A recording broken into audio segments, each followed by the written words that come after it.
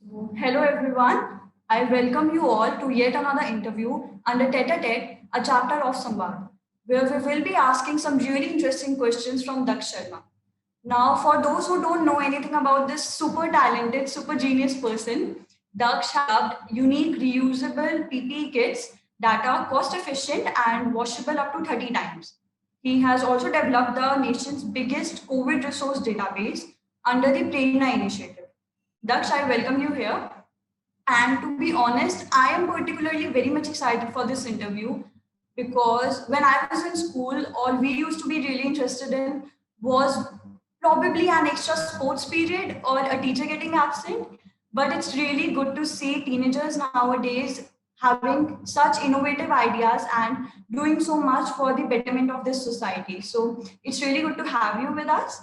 And my first question for you is how does it feel when you know that you have done something that is really beneficial for the medical fraternity and not just that, but the whole humankind? How does it feel being a part of that helping chain? Right. So before getting into the technical talk, I would first like to address a couple of things that you said. So first of all, it is an actual honor for me to be here to be interviewed by actually accomplished people because I'm just a high schooler as of now. I'm just 16 years old. I haven't accomplished a lot in life as of now. I don't even have a university with me right now. So that's a correction. And alongside that, as you mentioned, a super genius, super intelligent. I'm not a super genius individual. I'm a guy who found something that he liked and he found something that I'm very fortunate that the things that I started, the first steps that I took for the things that I did, they eventually worked out. So those are a couple of things that I wanted to address. As for the shifting change, I would say this has been a process in which my individualistic abilities have been put to a test, but alongside that, I've been basically looked upon as an individual who has to work with people in this because so it started with me just volunteering for a couple of organizations or just freelance volunteering in terms of helping people with resources and sending over ambulances and just getting to talk with people here and there in terms of how they needed, what kind of help they need. It grew a lot because there was a particular incident in which I was handling an ambulance exchange from a rural part of Jharkhand. And basically, while I was on the call, the ambulance flipped over, and unfortunately, all of the people who were present in the ambulance they lost their lives just because of flip over. And just so I felt a period of grief after that, in which I did realize that this is not something where my individuals, as I mentioned, individualistic abilities wouldn't be of help. I could help organize things, but I'll have to have a bigger initiative. So that is when I asked over. So it just hit me one night, and I started gathering people as volunteers. And we are not. It's like we are revolutionizing things, but it is not in the general traditional sense that things are revolutionized. This is something that each and every one of us can be a part of, and unity is a big thing for me in everything that I do. And unity is something that would be that has made this possible, and that would take us to even leaps and far beyond what we are doing right now. Thank you so much, Dax. Actually, it feels so good that you are doing something because you connect with the cause. When you were talking, I just realized that I'm studying in a law school and I see so many people volunteering with some organization that is doing something good, and they're doing just to enhance their CV resume. But you are doing something because you want to help the society, and it feels really good that a person of such a young age is so considerate of what we are all going through. So I have been talking for a long time. I'll hand over the mic to Ritesh now. I mean, if I can address the point that you just made, yeah, I guess the initiatives and stuff that we take, I mean, I don't really get the young part or something like that because each and every individual has some sort of humanitarian values inside them. And as for the CV part too, if you want to start something, even just because of the CV, people do get like when I as a high schooler look at something, I do know when people are doing it for real or if they have done it for a particular reason for to add to their CV, to add to some sort of application or something like that. So obviously, if you're going to do something that you're passionate about, it would turn out to be a great thing to put on your CV too. So yeah, it can be a double-edged sword, but it can also be a double-edged weapon, as in you can be successful with it in each and every field. Yeah, Daksh, I really like the way you thought about things and the way you did all the things in a very perfect manner. So, beginning with the question at my end, Daksh, we are from a society that is used to using the same things again and again. So, did you get this disposable thing idea basically for PPE kits from this, or you had something really different in your mind while imagining it and making it a reality? What was your pathway for that? It basically it was really haywire in the beginning, I would say. So I did not have a clear approach to it in the beginning. But what I'm aware of and what works in our country is still like some of our traditional values. Some of them need to be changed, but we can learn upon what has already been built. So the base of some of the values that we already have is it can be reutilized and it can be further developed, and we can basically learn from some of the traditional values and things that we are known to. So my idea for this was not it was just to enhance something that I saw that I can put an effort towards. So like if I see there's a thing with me personally. I think a lot of people have this. So if I'm passionate about something, and if I see something that is not particularly right with it, so there's a sort of an anomaly that gets created in my brain automatically, and then I have a certain kind of urge that I have to solve that. So I think that was my starting process, and that I just went into it. And this is something that I say to each and every person that I meet. If they're asking me about initiatives or internships, the first step that we take is the hardest. Because if you just do not take any steps, then it would then that is the easy way out, right? But if you want to do something, just take the first step, be relentless, um, be relentless, take the first step. And after that, once you get into the field, you automatically convince yourself that you have to do something, and you'll grow further from that. So yeah, I mean, disposable ideas and stuff like I did not have inspiration. I did get inspired from traditional values. I just tried to amend whatever I can, so that I did not have to change the whole aspect of it, so that it could be more accepted by the individuals, because new ideas have to be introduced in a certain slow kind of manner, rather than just forcing it upon individuals. So it is really easy for people to understand each and everything that I've done. I've centered it around the thought process that it should be easy to understand by any individual without any technical background or stuff like that. So yeah, it's a very golden rule that we can apply to our lives also. That all the good things never happen in a single day.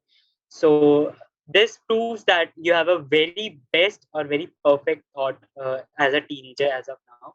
So yeah, I would like to hand over the mic to Avesa now. Thank you, Ritesh. So that's my next question is, can you please tell us something about the Prerna initiative of yours, what it is, and how do you guys help others in getting their vaccinations done, and all the basic nitty-gritty things on this, and what were the actual practical challenges that you faced while launching and progressing ahead with this initiative? Right. So, as I mentioned, my individual volunteering, the day that I realized that this had to be done on a bigger scale, and this was something that was greater than myself, because high schoolers we are really used to things, and we perceive things to be centered around us. However, that's not the case in most of the times. So, in the beginning, I thought that I could be able to make an effort on my own and just get things done. But the thing that I lacked most was efficiency. So working alone did not give me the chance to be able to reach out, to broaden my horizon, and to be able to reach out to different people in different organizations and to have different thought processes. So the main challenge with me in the beginning was getting a structure in place in which there's an advisory body. So just distributing the roles and stuff like that, so that I could have opinions, so that my opinion would not have to be the one which had to be accepted by each and every volunteer that I have in my initiative. So in the beginning, the main issue was structuring the initiative in such a way that the powers had to be divided, and that the opinion of each and every person, whether it be someone in a leadership position or someone who is just a member, someone who has just joined, if the idea is good enough, uh, all of the individuals were really enthusiastic. They are still very enthusiastic, and they are go-getters, I would say. So that is something that has helped us a lot, because mostly ideas dissipate if you do not form upon them. So when any one of us has any idea, all of the volunteers basically come together to make that happen if that is feasible. So that was a big thing. And yeah, so collecting the main issue afterwards, after we got the basic synergy that we had, was basically getting verification for the resources, as a lot of people are doing this. And I do not mean to discourage them, or I mean, I give props to them for doing whatever they are doing. But I think personally it is an inefficient way to be doing things on WhatsApp. And because I've seen a lot of individuals calling up like 20 to 50 people, and they're still not ending up with resources. So that was an issue that we had to solve. That was a big one, and we had to brainstorm through it a lot. We had to work through it a lot. Okay, so I have a small question that I know this much that you are interested in cricket and you also have a band, you want to start a band. So that definitely requires teamwork. And when I listen to what you said, I reckon this much that this initiative also requires teamwork. So do you think that all these activities that you are interested in help you instill this quality in you, the quality of teamwork? I guess humans are basically sent. We are social individuals, right? So we get meaning. This is a controversial thing to say, but our lives have meanings because of the people that are around us. I cannot do something if I am the only person that exists in this whole world, right? So um, we are getting something or the other from each and every individual that we meet, right? Whether it be an abstract idea, whether it be something materialistic, or some acquisition of some sort. So each and every experience that I've had in my 16 years of life, I think those work towards what I have as a personality as of now, and what kind of ideologies I have developed over the time. So whether it be sports, whether it be just interacting with a lot of people, because I consider myself to be a people's person. And I think a lot, so I talk to a lot of people basically. So that is why I have an idea. I had a basic idea of how synergy works, how people can work together. So each and every experience that I've had up until now has been some sort of a contribution, has made some sort of a contribution towards the success of my initiative as well as the product. Thank you. Ritesh, please go ahead. So, continuation of the question what Avesta asked, I would like to ask you, talking about your COVID relief website, there are tons of online sources which are trying to disseminate information about oxygen cylinders or hospital beds through various platforms like Instagram and WhatsApp. So, but I personally believe that this kind of arrangement can go haywire. So, what do you guys do to maintain efficiency in your work, which differentiates your website from the others? Right. So as I was talking about the first steps, so this was something that required a lot of manual labor in the beginning. Manual labor, as in not actual labor, but still, if you're doing something virtually, we do have to put in the effort in the beginning. So what I aim big. I do not recommend this for a lot of people. It might work or it might not work. So most of the times, I would recommend starting something on the grassroots level and then growing it. But because of the dire situation that we were in, I did not think that we have enough time to be able to foster an initiative and to be able to gather more credentials for it in the beginning, and then expanding it to a national level. So I think it was an adrenaline based decision. I took it at around, like, we were sitting, a lot of my lead members from the team, we were sitting around at 1 a.m. in the morning. And we all got like adrenaline rushes in an instant, and we decided that we would start an initiative, and we would start an initiative with a boom, in which we would have the whole nation covered. So this we actually came to terms with the reality the next day when we are actually doing it. But that is what I was talking about, that once you take the first step, the rest of the steps become easier. So it took a lot and lot hours, and a lot many sleepless nights for us to actually gather the resources, and to because there was not a centralized database for all the country's resources. Each and every individual was either looking at a particular region that is nearby to them, or they were not indiscriminate in providing their resources and resource contact information. Because even when my people in my family or my friends needed resources, and we were talking to resource providers or people who said that they have contacts, the first question that they asked you was, who is it for? Is it something? Is it for someone important to you, or is it just a friend or something like that? So that was a question that really bugged me for a lot of time. So we somehow managed to have the whole nation covered. We added all of the contacts. In the beginning, we used to call them up every 10-20 minutes to verify the resources if they were there or not. Then we basically started asking them to assign a couple of people to and we gave them the right to edit the Google Docs, and we have a very structured database as of now.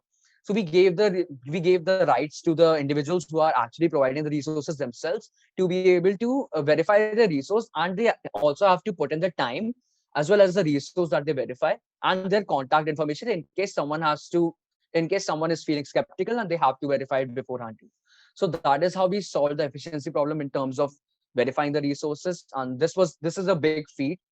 This could not have been possible without the 100+ volunteers that I have working with me. And that's a great part, that you covered the whole nation, not your city, not your state, the whole nation. And that differentiates you from all the other organizations and the NGOs that are working on it. So my next question would be, since you are still a teenager, do you face any problem because of your young age, while pitching this idea? Or may it be people not believing that you would be able to actually work upon it or not? Right. So this is where the idea of rejection comes into play, right? So there is a stigma around teenagers working and doing great things.